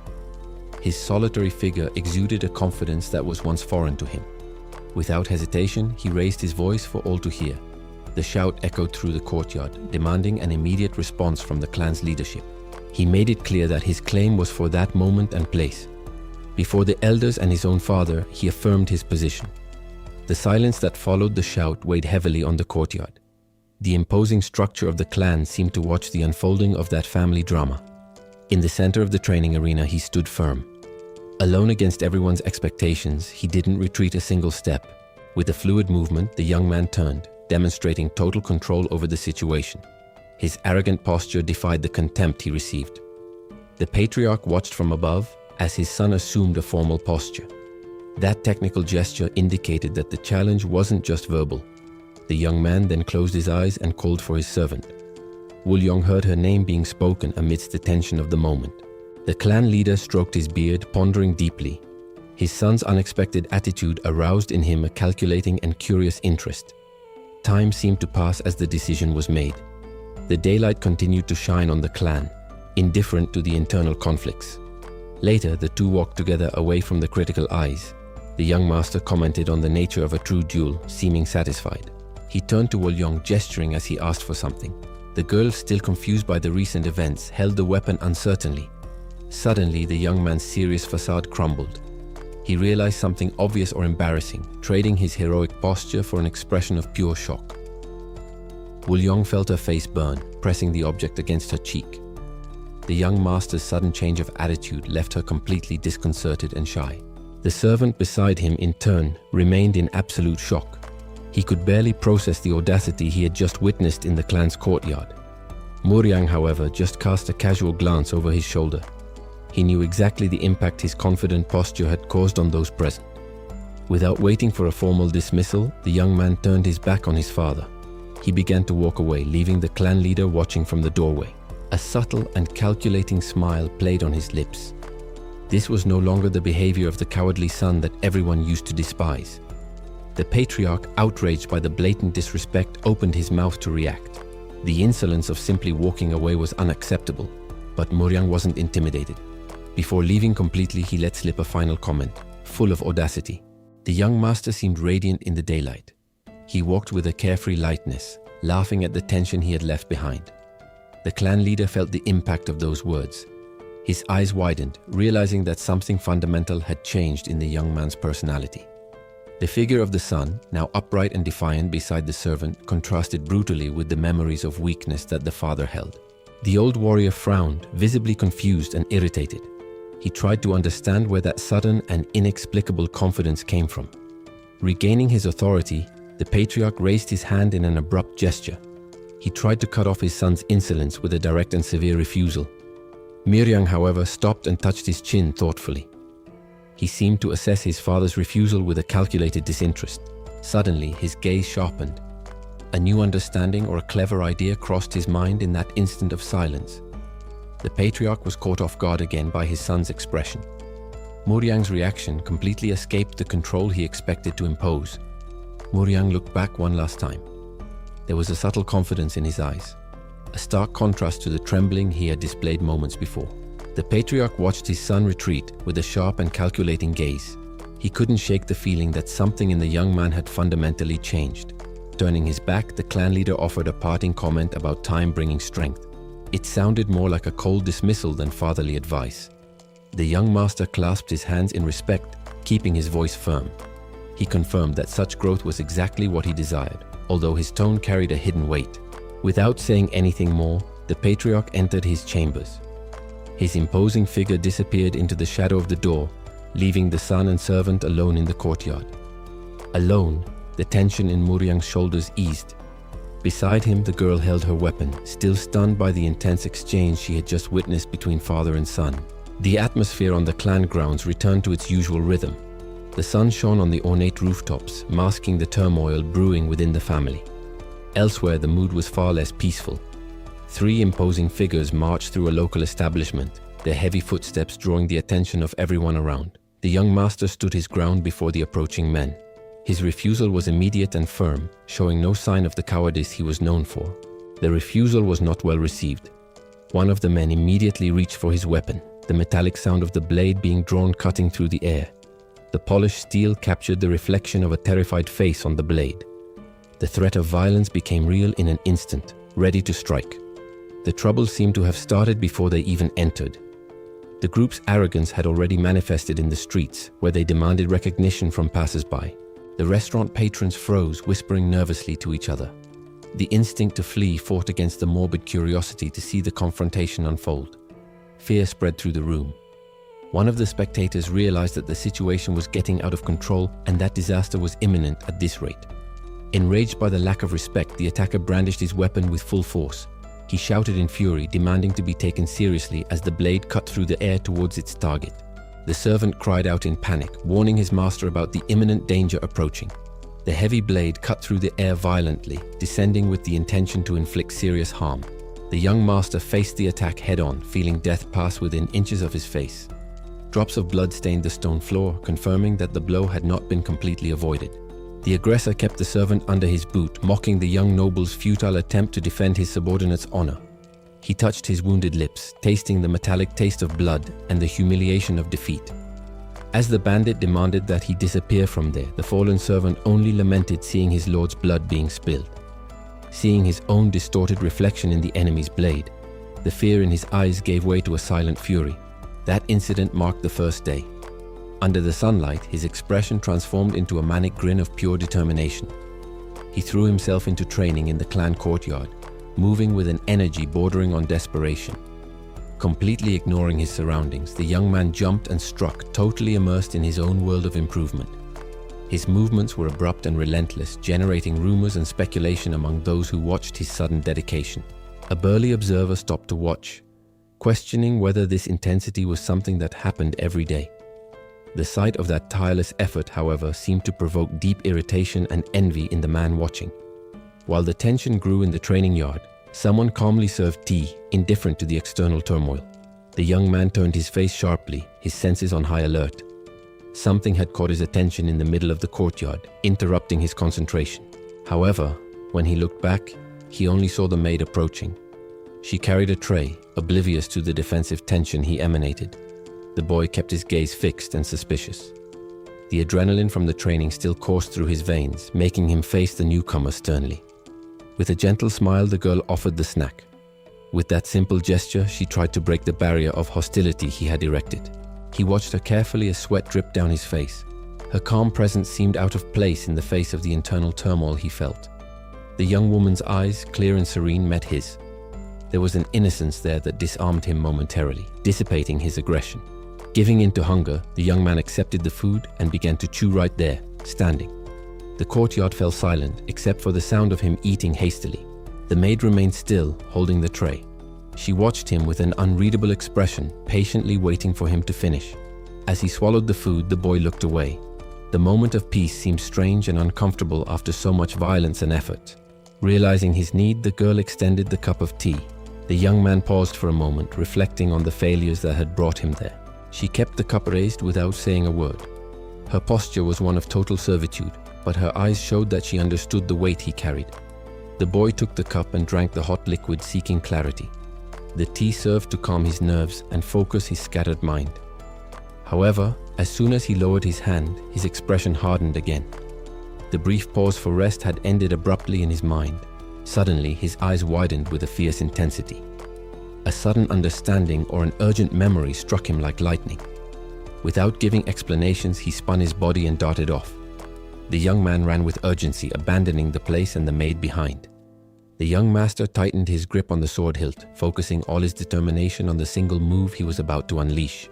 With a sudden burst, he launched himself into the air, his body following the muscle memory of a technique that seemed to transcend his current experience. The blade traced a precise and lethal path as he descended upon his opponent, aiming to break through the instructor's impenetrable defense.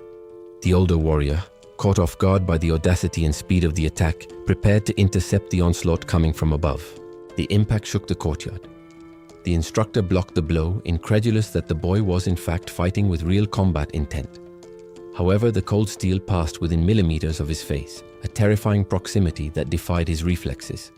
The instructor froze for an instant, cold sweat starting to trickle down as he realized how close the blade had come. An electric sensation of danger ran down his spine. That wasn't a clumsy blow. but a calculated attack that made him fear for his life. Silence fell over the courtyard as master and student stared at each other, the atmosphere heavy with the shock of the moment. The young master landed and maintained his posture, his breathing heavy, but his gaze now firm and completely devoid of fear. The older man watched the boy, trying to reconcile the image of the coward from before with that of the skilled warrior standing before him. A slight smile of satisfaction curved the young man's lips, aware that he had finally managed to achieve the unachievable. The instructor's expression hardened, his senses still on high alert as he processed what had just happened. It was then that the sharp pain manifested. A fine line of blood sprouted on his cheek, irrefutable proof that his defense had been breached. The reality of the injury ignited a new intensity in his gaze. The training had ceased to be a simple lesson. The boy had drawn blood. The young master exhaled deeply, feeling the sweat run down his face. The intense physical exertion had taken its toll, leaving him momentarily breathless. Without wasting time, he began to clean the guard of his weapon. It was a meticulous care, demonstrating a newfound respect for the blade. With fluid and calm movements, he sheathed the sword. The sloppy and trembling posture of before had disappeared, replaced by a disciplined serenity. As he regained his composure, he noticed others approaching. Muryang and the maid had witnessed the end of that solitary training. The long-haired warrior stared at the boy astonished. The image of the former master, obese and cowardly, contrasted violently with the dignified figure he now saw before him. The sound of porcelain touching wood echoed softly. The maid had prepared refreshments, bringing a bit of normalcy after the tension of the exercise. Muryang advanced across the courtyard with firm steps. His expression remained serious, his eyes fixed on the young man who had just demonstrated such skill. He stopped briefly, his imposing figure dominating the space. The warrior seemed to be looking for some vestige of the boy's former weakness, but found nothing. Unexpectedly, Muryang turned around and walked away without saying a word. The abrupt departure left both the noble and the maid visibly confused. The young master watched the warrior walk away thoughtfully. He commented that for a brief moment he thought he saw a smile on the man's face. The maid, however, refuted the idea immediately. In her view, Muryang's expression remained as rigid and cold as ever. The boy just shrugged at her certainty. That little debate served to relieve the weight of the moment. He didn't insist on the discussion. External validation was less important than the internal certainty that he was evolving. The girl kept the tray in her hands, her gaze still full of worry. She seemed to hesitate, fearful that the master was hiding pain or fatigue. The young master, however, already had his mind far away. His gaze fixed on the horizon, focused and determined, ready for the challenges to come. The setting sun bathed the pavilion, marking the end of another exhausting day, but the tension in the air had not yet completely dissipated. The instructor, furious about the injury he had suffered on his face, advanced with ferocity, determined to punish the young master's audacity with a relentless attack. However, the boy reacted with an agility he didn't possess before, jumping at the exact moment to avoid the sweep that aimed to break his balance. The retaliation, however, came quickly and brutally. The instructor brought his weapon down with excessive force, hitting the young man before he could recover from the jump. The impact was enough to disarm him immediately. The young master fell sitting on the ground, his wooden sword rolling away, signaling the undisputed end of the combat. Despite the clear defeat, he showed no pain or humiliation.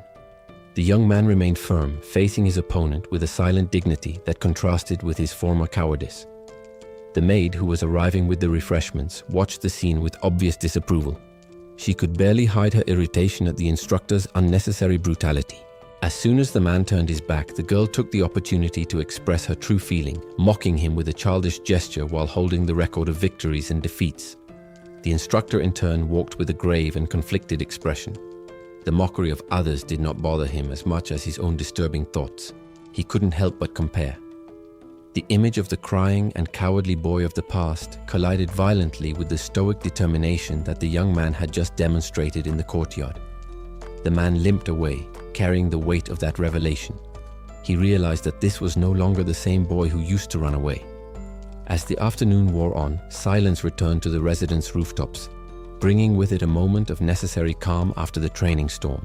Away from critical eyes and the violence of the courtyard, the young master sought refuge in the isolated quiet of his chambers. Sitting in the lotus position, he closed his eyes.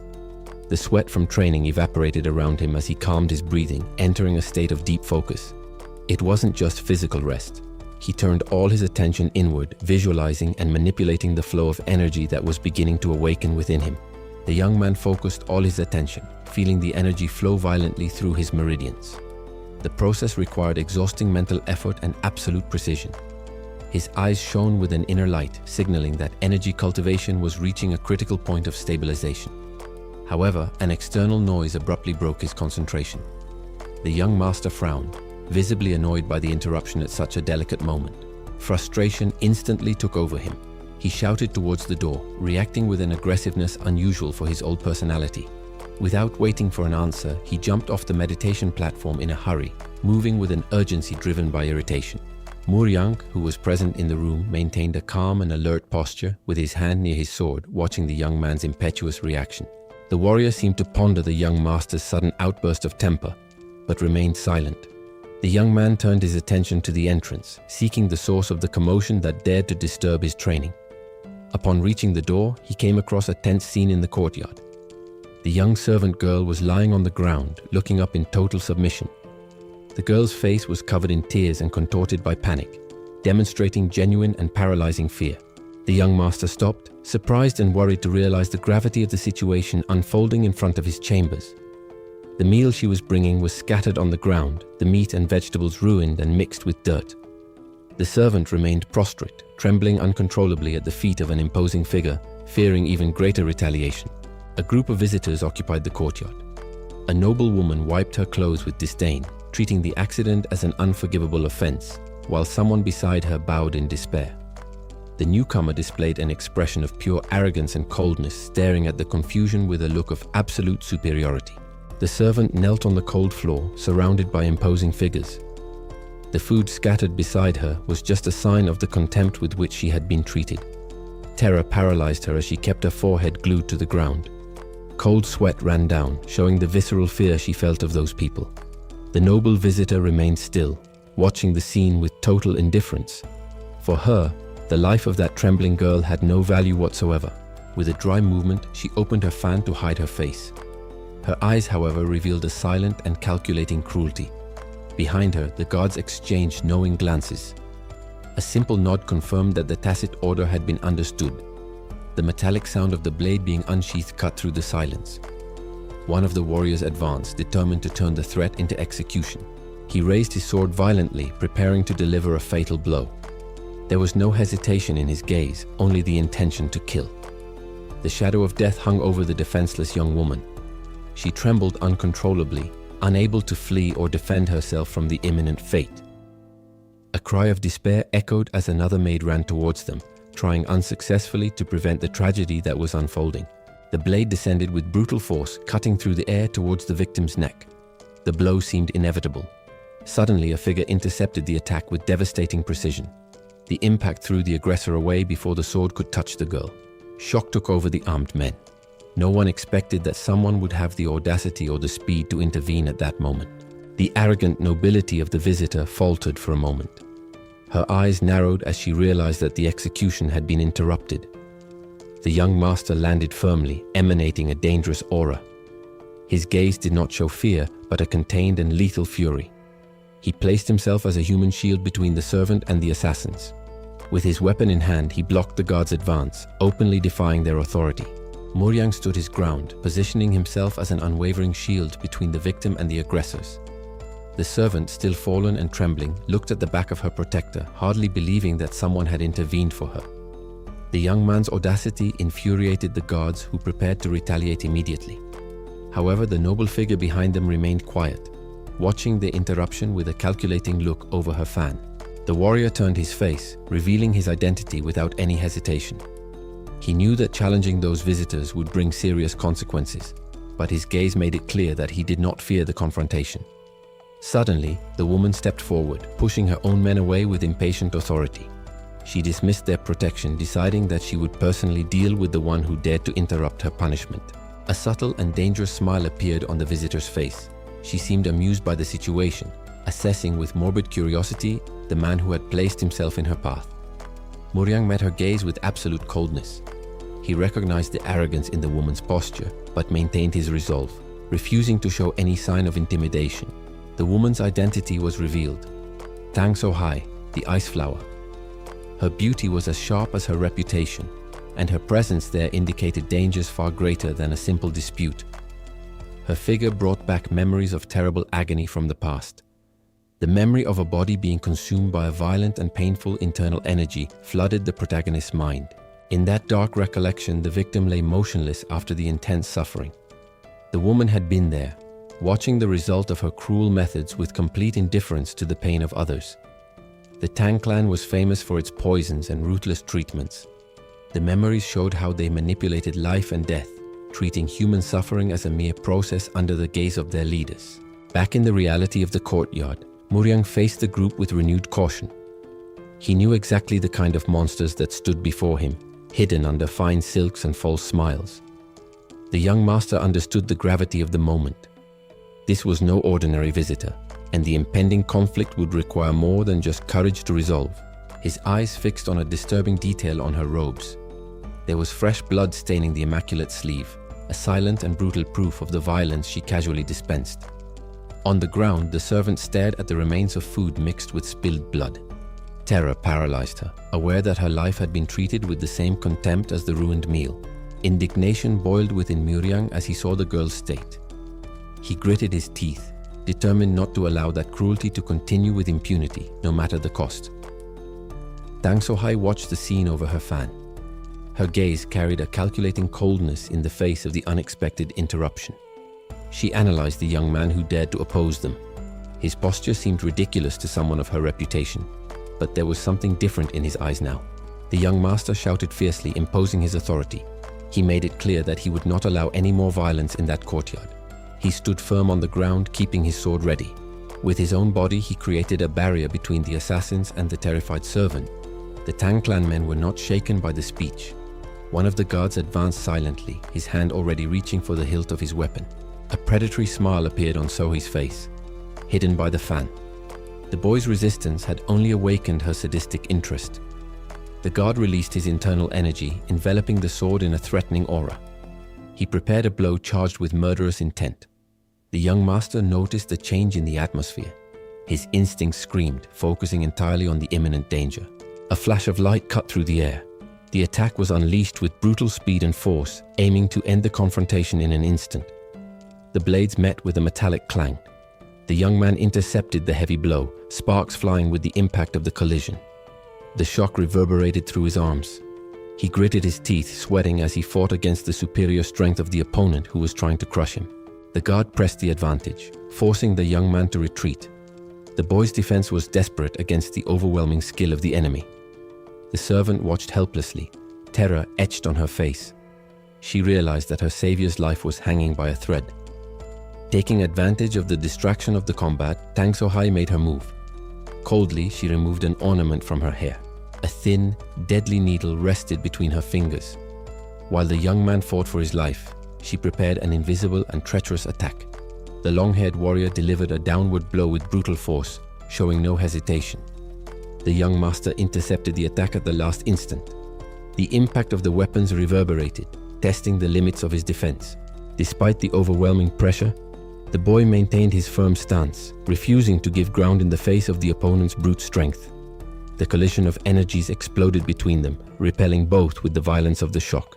The force of the impact threw the young man backward, forcing him to slide dangerously across the stone courtyard. With determination, he planted his foot on the ground, using friction to slow the retreat before losing his balance. There was no pause for recovery. The young master immediately converted defense into attack, launching himself forward. He advanced with impressive speed, seeking to close the distance before the warrior could reorganize. The boy attacked from above, forcing a new direct confrontation, but this time it was he who dictated the pace of the combat. The blades crossed violently. The young master pressed his attack, seeking a breach in the opponent's guard. He put all his body weight into the movement, determined to overcome the experienced warrior's physical strength.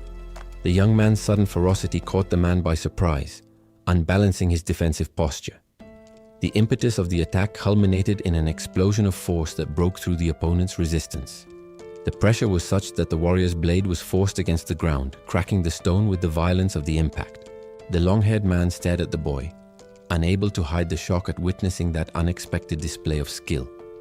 The young master charged with everything he had, surprising the warrior with overwhelming physical pressure that unbalanced the fight. He gritted his teeth, turning his despair into brute strength. This wasn't just a blow, it was an act of pure survival. The impact was decisive. The opponent's sword flew away, clattering loudly against the stone floor of the courtyard. The warrior stared at his empty hand, stunned by the sudden defeat. The boy, although panting, remained alert, refusing to relax. He stood up with his weapon in hand. The previous hesitation had disappeared, replaced by a fierce determination to protect his position. The fight ceased under the intervention of the mysterious woman. The young master faced her, asserting his presence and refusing to back down.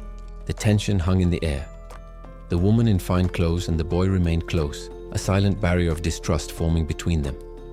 Suddenly, the focus shifted dramatically.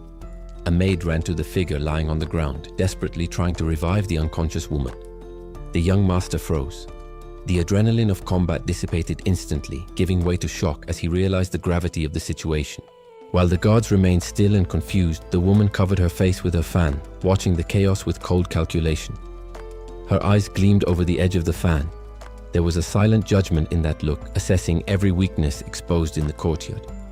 She remained impassive, her unreadable expression revealing nothing but a disturbing calm in the face of someone else's tragedy. The defeated warrior watched the scene with suspicion, realizing that the power dynamic in that place had completely changed. The mysterious woman maintained her rigid and distant posture, an untouchable spectator amidst the growing turmoil. The young master ran to support the injured woman.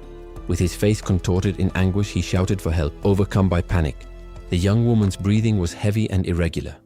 Someone took her pulse, assessing the severity of her exhausted physical state. The young master watched the scene, and a dark intensity took over his gaze as he realized the critical situation. The meal scattered on the floor served as a cruel reminder of the sudden violence that had interrupted the peaceful routine. In his mind, the memory of how she used to be arose, vibrant and smiling as she carried out her daily tasks. The contrast between that happy memory and the current reality made him clench his teeth, containing a growing fury. Ignoring any protocol or etiquette, he took the injured woman in his arms, carrying her with protective urgency. He ran through the corridors, his footsteps echoing with haste and determination as he sought immediate help. The residence's doctor, alerted by the sudden noise and commotion, peeked through the door with an expression of pure astonishment. The smell of medicinal herbs filled the silent environment of the infirmary, where everything was ready for emergencies. The young master entered the room without ceremony, handing the patient over to the urgent care of the assistants who were there. The healer acted quickly, selecting an acupuncture needle with the precision needed for the delicate procedure. Treatment was started immediately to stabilize her condition, while the young woman's body reacted to the medical intervention. The young master remained vigilant for a moment, following the beginning of the process with a serious and impenetrable face. Realizing that she was being taken care of, he spun on his heels, shifting his focus from rescue to retribution. He left the infirmary with his sword in hand, ignoring the servant's concern, as he now had another pending matter to resolve. The young man turned his face, feeling an oppressive presence approaching. His attention was instantly captured by whoever was arriving. A wave of tension ran through his body. He gritted his teeth, hardening his gaze as he mentally prepared for the inevitable confrontation. An imposing warrior entered the room. His heavy steps echoed across the floor, announcing his arrival with authority and command of the environment. The man watched the boy with silent judgment. As he stroked his beard, his eyes critically assessed the young master's posture. The patriarch watched everything from a distance. His penetrating and cold gaze sought any sign of weakness or change in his son's behavior. The warrior in the red cloak suddenly stopped his steps. His mere presence seemed to fill the space, imposing a silent challenge. He noticed something different in the boy's aura. The initial contempt on his face gave way to a slight intrigue at this new determination. The calm of the courtyard was broken. Birds suddenly took flight from the trees, startled by the explosion of violence that began. The clash of power resonated like thunder. The force of the impact was so great that it shook the vegetation, causing leaves and feathers to fall. The young master reacted with sharp reflexes. He tightened his grip, focused entirely on intercepting or deflecting the imminent danger. The wood cracked under the pressure of the blow. The opponent's attack carried a brute force capable of crushing any hesitant defense. Muryang narrowly dodged the attack. While the trunk behind him was sliced to pieces by the blow's energy, he slipped out of lethal range. The destruction was instantaneous. The young man escaped the blade that cut through the air and wood, demonstrating an agility few expected from him. The opponent remained still after the devastating attack. With crossed arms and a rigid posture, he simply watched, testing the boy's ability to survive. His expression remained stern and critical. He showed no satisfaction, continuing to judge whether the young man possessed the necessary strength for what was to come. The murderous intent hit Muryang like a physical wave. He realized with horror the gravity of the lethal force that was about to be unleashed against him. The warrior in front of him showed no mercy. His stern gaze conveyed a clear warning of mortal danger, assessing whether the young man would survive the test. In a reflex of pure panic, Muryang raised his weapon. Fear dominated his senses, forcing a desperate defensive movement in the face of the imminent attack. A single beam of energy cut through the air vertically. The precision of the blow was absolute, ignoring any resistance it encountered along the way. The wood cracked violently. The massive tree trunk was split in half in an instant, demonstrating the devastating power of that technique. Debris fell around as the tree collapsed. Muryang remained still, stunned to realize that the destruction had occurred inches from his body. The young man gasped heavily, the shock draining his strength. He tried to control his trembling breath, aware that he had narrowly escaped death. Firm footsteps broke the momentary silence. The opponent walked calmly towards him, unconcerned with the destruction he had just caused. The patriarch stopped before him, his imposing figure blocking the way. He seemed to question the boy's audacity in wielding a sword before him. Muryang remained static, feeling the weight of that presence on his back. The difference in power between them was an insurmountable abyss at that moment. The older man broke the silence, his stern expression demanding explanations. He confronted the young man, seeking to understand the reason for that recklessness. The boy lowered his gaze, shame and powerlessness mixing on his face. He seemed to reflect on the insignificance of his own strength before that master. However, the patriarch insisted, his eyes fixed on the young man with a piercing intensity. He pressed for an honest answer about his son's intentions. Under the courtyard light, the verbal confrontation intensified. The warrior questioned if those were the people the young man intended to face with such skill. The question echoed with a tone of challenge and reality. He wanted to know if the boy really believed he could seek revenge in that deplorable state. The patriarch let out a muffled laugh of contempt. That sound carried an absolute disbelief in the ability of the one before him. He declared arrogantly that his power was not the result of chance. The clan leader prepared himself, emanating an overwhelming pressure on the environment. Muryang felt a chill run down his spine as he saw the opponent's hand close on the weapon. The tension in the air became almost suffocating. The young warrior remained focused, analyzing every movement. He knew that any carelessness in the face of that posture would result in disaster. Suddenly, the elder moved his arm in a wide arc. He proclaimed the authorship of his technique as the energy began to manifest. The master's expression hardened, claiming that strength as something unique. No one else possessed such mastery, and he would make sure to prove it. An overwhelming aura enveloped the patriarch's body. The accumulated power was so intense that it seemed to distort the very air around him. Driven by a palpable fury, he launched into the attack. The blow came loaded with the intention of annihilating any defense. Muryang recoiled instinctively, shocked by the violence of the advance. The sword in his hand seemed insignificant in the face of that imminent storm. The clan leader unleashed all his power in a single devastating movement. He shouted the name of the technique, determined to end the confrontation right there. A tornado of cutting energy rose to the heavens, tearing through the clouds. The demonstration of strength was so colossal that it left the witnesses paralyzed. The observers, stunned, fell sitting on the ground. They could barely process the magnitude of what had just happened before their eyes. However, urgency soon replaced the shock. One of the men turned impatiently, ordering the group to continue their mission without delay. Later, in another location, someone was inspecting a small vial. The liquid contained therein would be crucial to the plan that would last a whole day. The trio of conspirators walked away, confident in their strategy. They mocked the reputation of their victim, certain that the disguise they wore was impeccable. The young disciple was exhausted, his clothes torn from the rigorous training. He breathed with difficulty, trying to recover after the extreme physical exertion he had just faced. His opponent, however, simply turned his back. The swordsman maintained a relaxed posture, patiently waiting for the boy to get up to continue the test. In the young man's mind, the imposing image of the patriarch arose. The clan leader emanated an aura of absolute authority, wielding his blades with terrifying firmness. The fundamental concept echoed in his thoughts. It was about the perfect union between the sword and the body, where the weapon ceased to be an object and became a living extension of the being. He recalled the ferocity of a previous combat. The image of a warrior striking with a manic smile and brute force invaded his memories, exemplifying the theory in practice. In that memory, the sword had flown from his hand. The disarming was so quick and precise that he barely had time to react to the sudden loss of his defense. Back in the present, the boy swallowed hard. The tension increased as he tried to connect that humiliating defeat with the crucial lesson before him now. The man in the red cloak watched him sternly. His piercing gaze seemed to judge every reaction, waiting to see if the boy would finally understand the essence of the teaching. A sharp pang of pain struck his head. Memories of the combat mixed with dizziness, bringing back the feeling of helplessness and confusion from that moment. Suddenly, understanding lit up his face. His eyes widened as he realized the hidden pattern in the movements and the true nature of the technique that had been shown to him. The master continued to stare at him, still and stern. The harsh expression demanded an immediate response, testing the disciple's insight and resolve under pressure. Without hesitation, the young man shouted his affirmative answer. The certainty in his voice demonstrated that he had deciphered the enigma proposed by his superior. The patriarch, for a brief instant, reacted with astonishment. The boy's sudden conviction and correct answer caught him off guard, breaking his mask of indifference. The disciple glanced at the cut trees around him. He analyzed the surgical precision of the cuts in the trunks, the physical evidence of the power he had just understood. A cunning and confident smile appeared on his lips. Now everything made sense.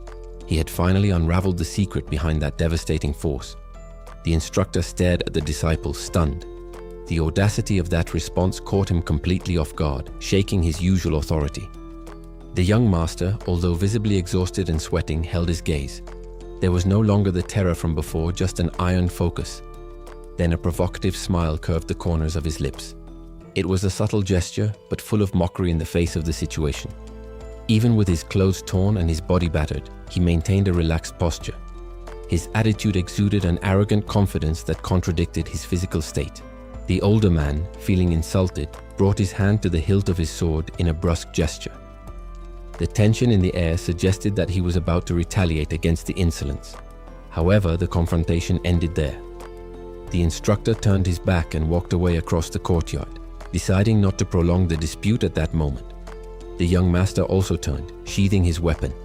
He began to walk in the opposite direction, keeping his head held high as he withdrew from the scene. While under the gazes of others, his expression remained serene. He seemed unshakable, as if the duel had cost him nothing. However, as soon as he was out of sight of his opponent, the mask fell. He clenched his teeth tightly, struggling to contain the excruciating pain that now took over his body. He walked alone along the dirt path. Hidden in the nearby vegetation, other disciples watched the scene in silence, witnesses to that unexpected transformation.